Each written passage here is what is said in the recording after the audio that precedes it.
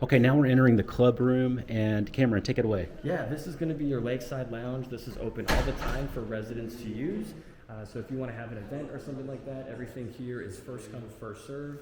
We offer complimentary coffee. There's going to be an observation deck that overlooks the lake, open 10 to 10. So if you want morning coffee, evening glass of wine, outdoor fire pit out there as well too. That's your wine over there. Oh, This is your game room area. okay, okay. Yeah. Game room over here. There's more and more. Game Wow. room space. Poker night, ready to go. And this is actually, it gets used pretty often, actually, which is interesting. They were very active residents. This is your event kitchen, so if you wanted to host a private event, you could reserve this area for that private event. But everything else is that first come, first serve area.